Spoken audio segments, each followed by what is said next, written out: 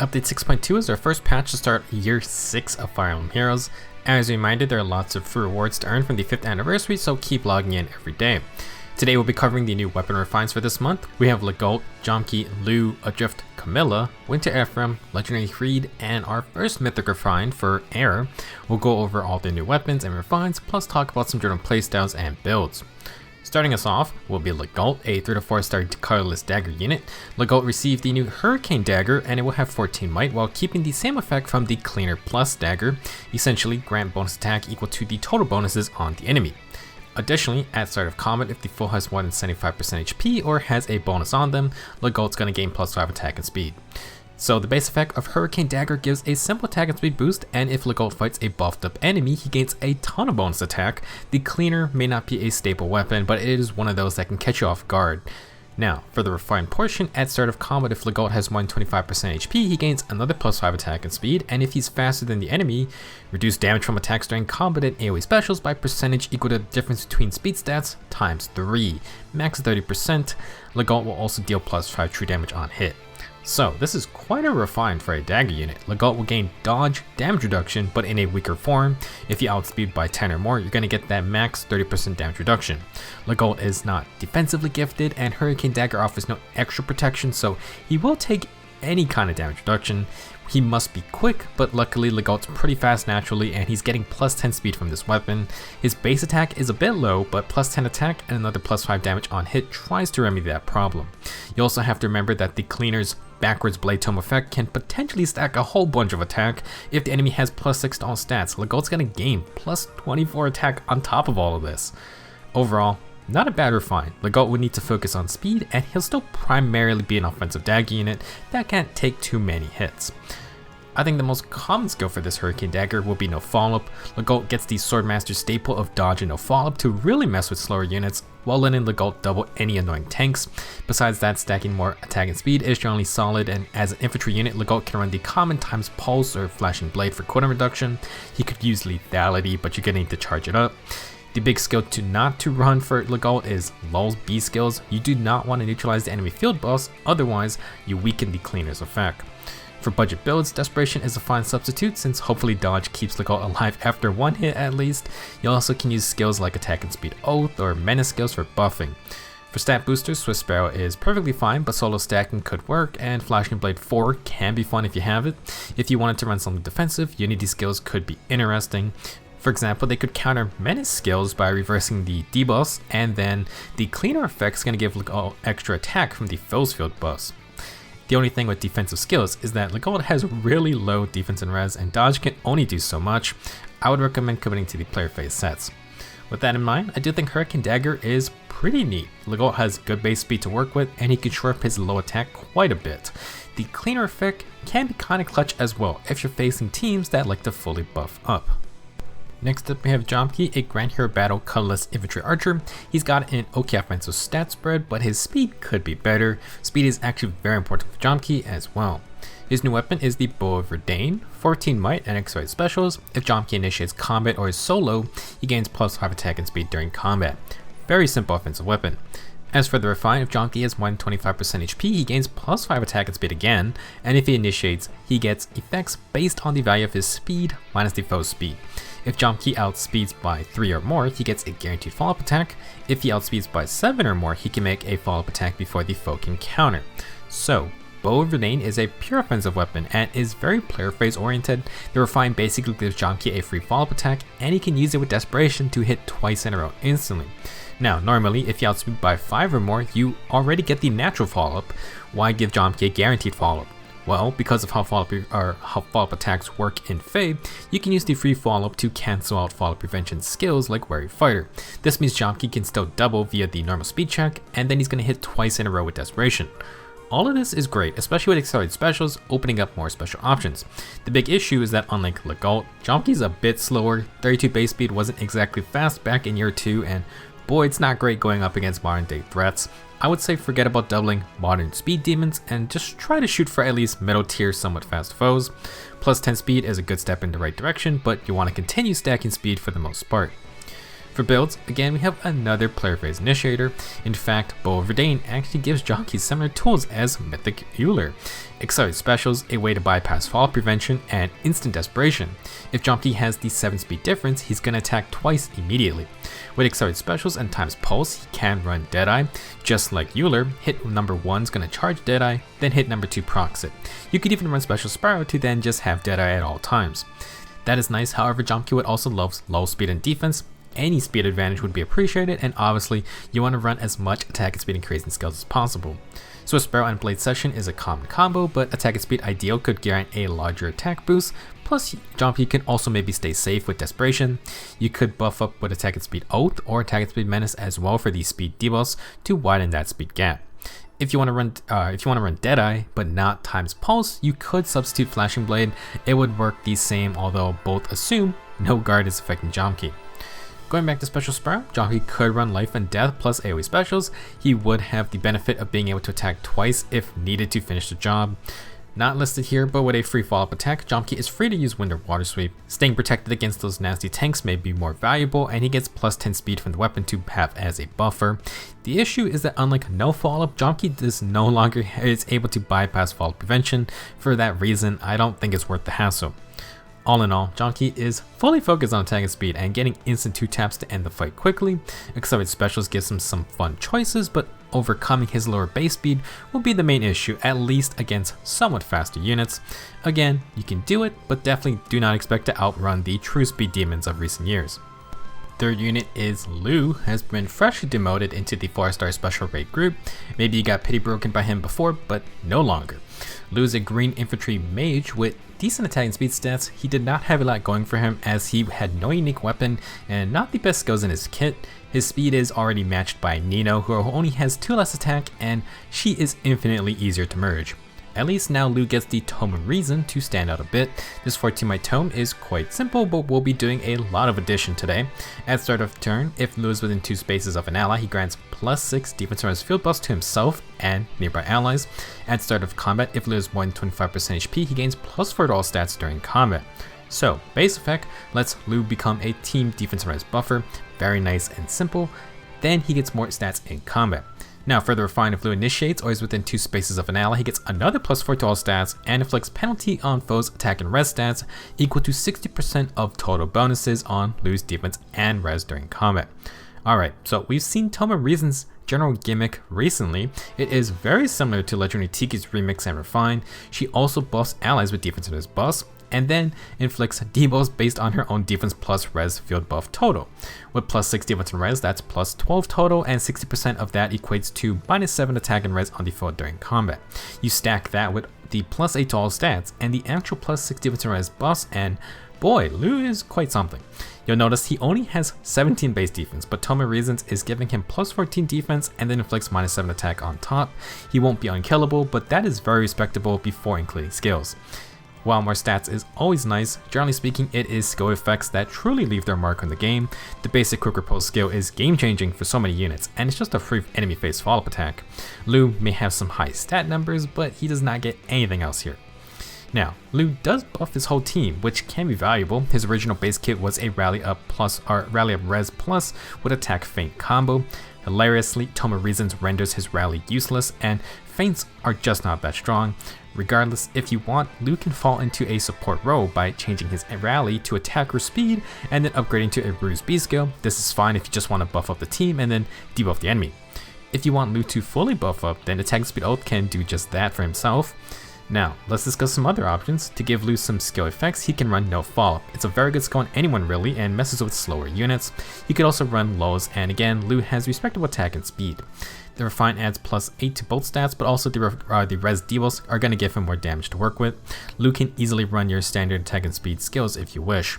Maybe pop in Desperation or Advantage. If you want to have fun, maybe Close Counter and its variants could work with higher investment. If you got a fully merged Lugh, you could go defensive with something like Close Reversal or a Joint Drive Defense. Add in low attack and speed, or maybe a Ruse combo. If you prefer to get more specials, Times Pulse, Special Spiral, and Flashing or Heavy Blade are available. While Tome Reasons may not be anything super crazy, infantry units do have a decent selection of skills to customize with. Lugh is not exactly specializing in anything besides stacking tons of stats, plus his defense and his team buffs. probably not going to make him popular than before, but at least now he has something unique to his name. Moving on to existing unique weapons, we have a refine for Adrift Camilla. She is also a 4-star special raid hero and is a flying red mage. For her Book of Dreams, it got a nice buff. It still grants +3 attack, and at start of turn inflicts -5 attack, speed, and res on the closest foes within 5 spaces, and any foe within 2 spaces of those foes through their next actions. If Camilla initiates combat or is within 2 spaces of an ally, inflict -4 to all stats on the foe during combat. So Book of Dreams keeps its same effect, but it's made easier to use by always being active on the player phase, and for the enemy phase, Camilla has 2 spaces to work with now. As for the other debuffing part, this is a 5-space menace debuff, but it then spreads around the target. 5 spaces is quite large, and is actually out of reach of Camilla's max range. It lets her hide behind an ally and still tag foes. Now, for the refined portion, at start of combat, if Camilla has more than 25% HP, she gains +5 attack and speed during combat and deals damage on hit equal to 15% of her attack stat. Good lord, so Camilla is stacking a ton of debuffs, and she's gonna hit quite hard. The 15% of her attack stat is like Ruptured Sky almost, and if you hit 60 attack, which is pretty easy, that is at least +9 damage on hit. Camilla may not be that fast, but like Jamke, she's gonna get a ton of speed from this refine, +5 speed and -9 speed on the foe and debuffs. Her debuffs are deadly, and Camilla is packing a lot of firepower with her flyer mobility. Generally speaking, Adrift Camilla is also stat stacking a bit. While she gets a decent stat boost and a ton of extra damage, she does inflict -9 attack debuffs, which can help her out.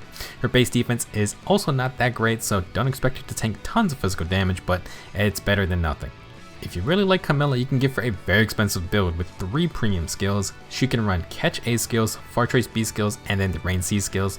With res versions of Far Trace and Rain, you can inflict another -7 res on the foe, and then maybe also fit in extra attack or speed debuffs. Catch skills are great because Camilla is emitting long range debuffs to start with, and she can definitely blow up lower res units. She has some speed to double, and with Kanto she can hit and run to safety. Very powerful set of flyer skills, but you do need to choose which stats to chase after. You can stack speed if you want, but attack and res stacking may not be too bad either. Now, if you want some other skills, then attack and res unity is an option. You may use it with team play skills like attack and res oath or aerobatics and the upcoming ground order sacred seal.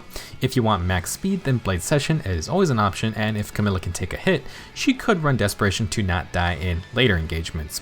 If you really want to try, then you could opt for defense stacking with something like attack and defense catch or sturdy impact. Not sure how effective it would be, but it's an option, especially with Far Trace and Rain providing extra debuffs. For some budget skills, you could try Vantage with all that attack stacking. Camilla already has a Link B skill for buffs, and she has attack and res bond, I believe, if you just want to blow stuff up. Double Death Blow is fun. If you aren't looking to fight continuously, Fury could work too, and Heavy Blade is your cooldown reduction option. Now, while Camilla gets a lot of benefits, her debuff support is pretty handy too. 5 range is massive, and it spreads after it hits the closest foe. Very strong, although it benefits magic damage users the most. Overall, Adrift Camilla can be quite dangerous if you aren't ready with a high res unit. She can get some decent speed as well, but besides Kanto, she doesn't have many complicated effects to worry about. If you're looking for a high attack mage with some debuffs, then Camilla could provide that service. Next up, I want to talk about Air. She's the free unit from Book 3, so everyone can get her, and she's a unique flying dagger unit. Air is our first mythic to get a refine, and she also received her remix buff as well. Let's focus on the weapon first. Lyfjaberg got some buffs for the most part. It still grants +3 res, and at start of combat, if Air has more than 25% HP, she gains +4 to all stats, and if she initiates combat or has higher speed than the foe, she prevents a follow-up attack and inflicts guard on the enemy. So Lyfjaberg got a more generous HP condition, it gives defense and res, and it added an enemy phase clause to the fall prevention part. In addition, Air gets guard to further protect herself. Now, something that was removed was the 4 recoil damage. Normally, this would not be a bad thing, but for some, it directly affects the strategy of having Air act as a Wings of Mercy beacon for Gjoll for his teams. This is further hurt by the actual refine. If Air is within 3 spaces of an ally, grant +4 to all stats, grant bonus to attack and res during combat equal to 20% of Air's HP at the start of combat, and then it restores 7 HP to Air and nearby allies after combat. So not only does Air lose the recoil damage, but she heals herself as well. If you like using Air Force strategies, this is not the refine to take. Besides that though, this refine adds a lot of power to Air's combative prowess. First off, +8 to all stats is great, fall prevention and guard for both phases is good, then Air gets more attack and res based on her HP before combat. That's a pretty interesting effect. With her base 35 HP, Air would get plus 7 attack and res. It counts current HP at the start of the fight, so 7 HP healing is important here. In terms of stats, Air is another low defense unit, but she really has bad physical bulk. Plus 8 defense is nice, but fall prevention and guard do not help if Air gets one shot. She is definitely more suited to fighting mages. Now, Air has received a buff to Sparkling Boost. The plus version now heals 20 HP to the ally that has been hurt the most every turn. In addition, if any ally has more than half health, Air is going to give them plus 5 res during combat. This is from anywhere on the map. Sparkling Boost is pretty wild. It gives a stronger heal, which is great, and perhaps reinforces Air's use as a makeshift healer. She doesn't heal around herself after combat. That is a bit tougher to utilize though. While a lot of remix skills work in tandem with the Refine, Air doesn't really have that direct synergy between her new toys. Lyfjaberg is almost fully selfish, while Sparkling Boost Plus focuses on supporting teammates and does nothing for Air's combat.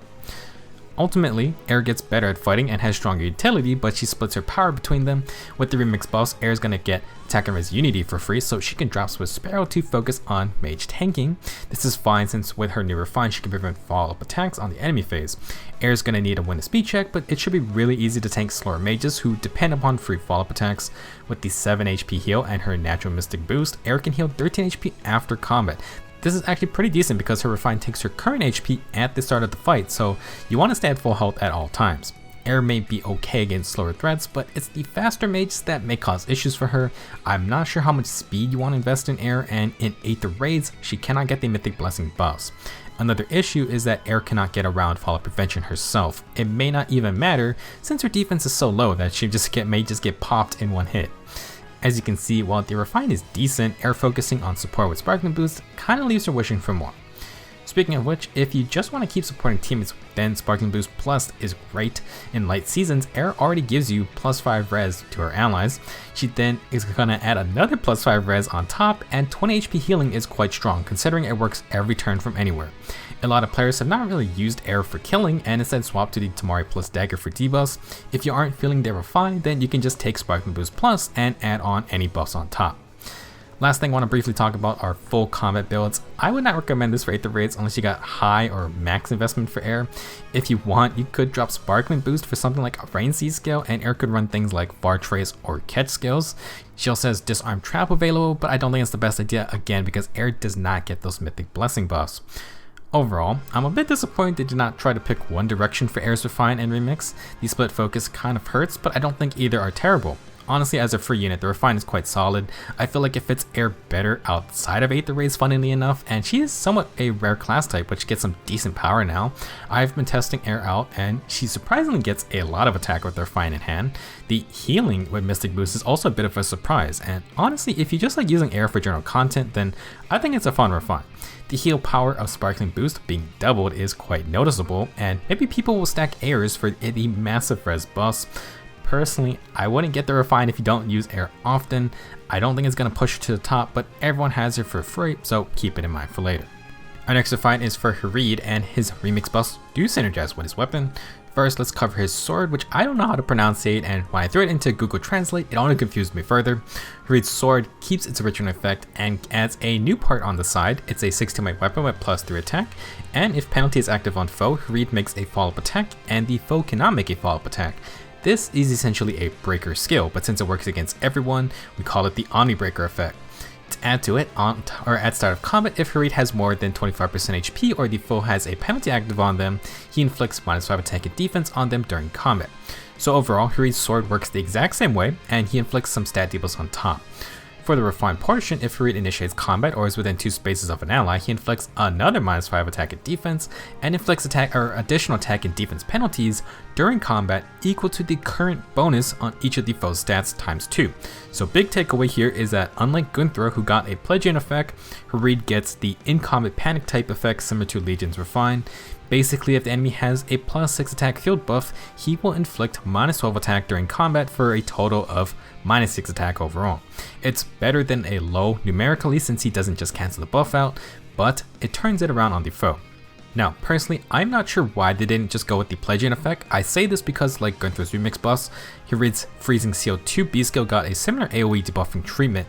Hrid now inflicts -7 attack and defense and guard on the lowest res enemy plus it's going to spread to foes within 2 spaces. This is a great change because like Gunther, Hrid has more targets to fight that are debuffed, and he needs a penalty on them to proc his Omnibreaker effect. Since he applies big debuffs, the pledging effect would be excellent, but the Refine instead targets field buffs instead. It's a bit odd for sure, but I think they wanted to give Hrid countermeasures in case his debuffs get neutralized. You'll only notice that the Omnibreaker effect fully requires the active penalty. Hrid's -10 attack and defense debuffs and the in-combat panic effect do not require any stat debuffs on the foe. Now, obviously, you want those penalties. Hrid is min-max 12 speed, so he only doubles with that free follow-up attack. The big attack and defense debuffs are great in this scenario, but the follow-up prevention also keeps Hrid safer. Now in terms of builds, I honestly think it's tough to top Hrid's base kit with his new skill.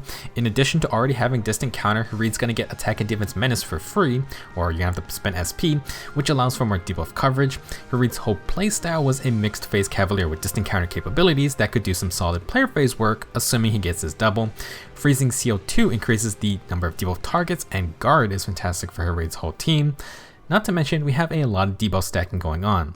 In total, Hrid can inflict -17 attack and defense, and if the foe tries to buff up, his Refine is going to panic those stats as well.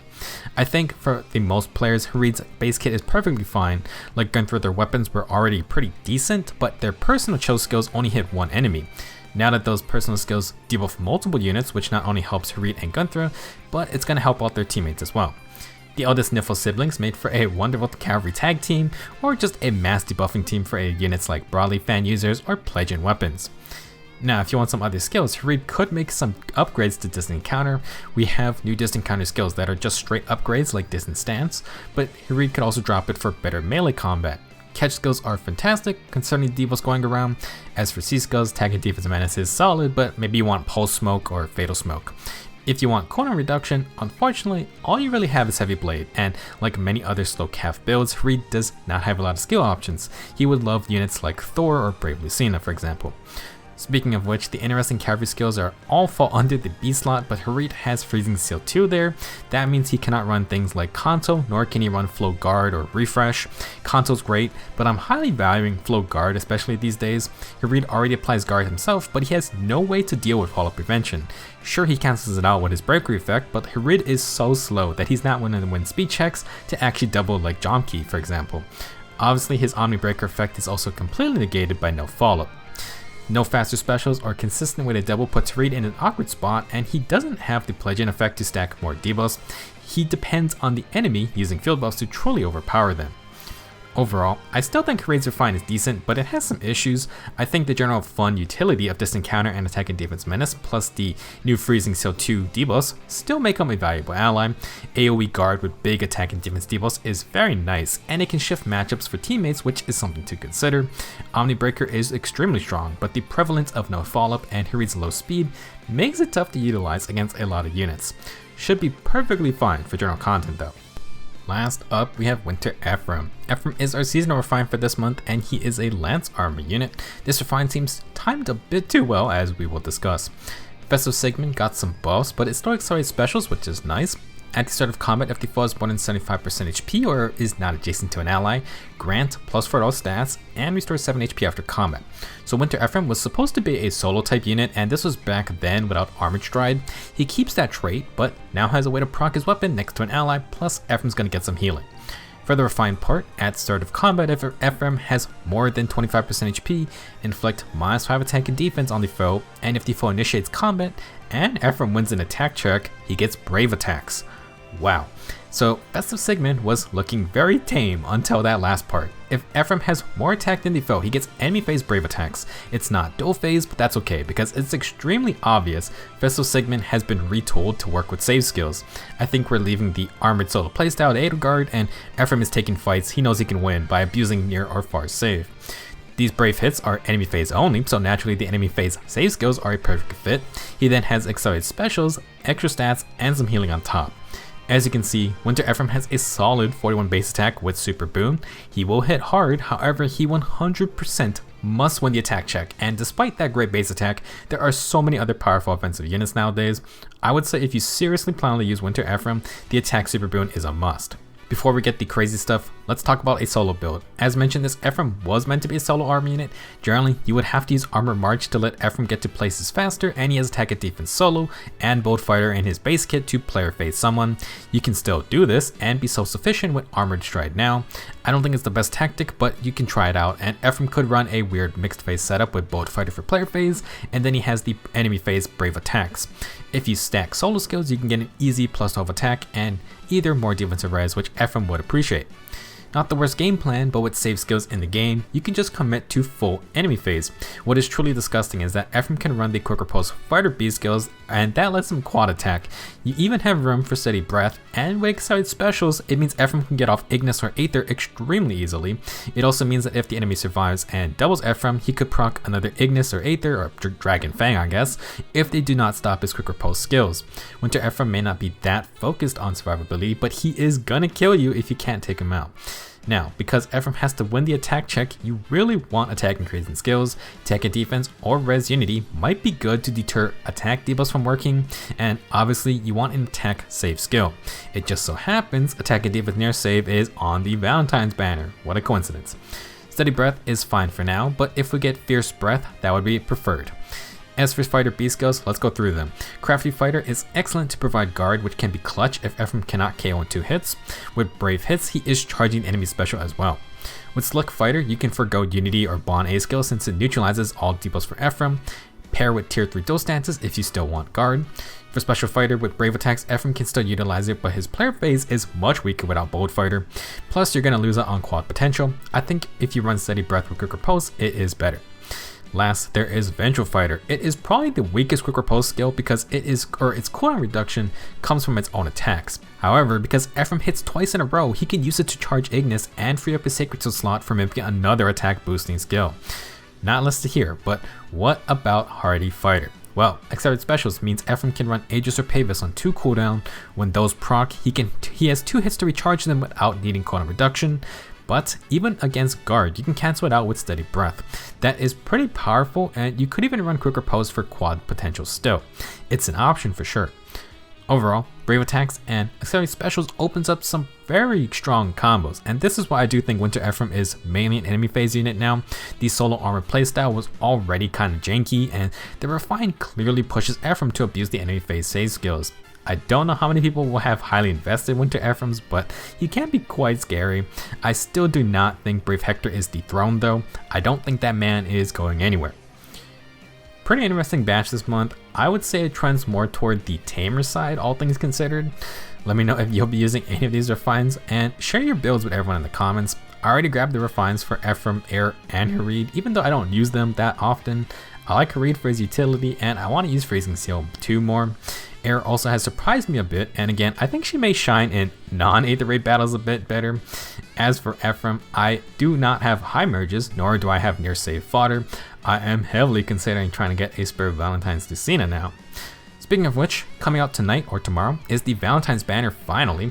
We've been teased a bunch already for the past week, but it is looking like another insanely good banner with lots of things to discuss. If you're interested, I'll be talking about those units in the next video. Thank you for watching, and I'll see you all soon.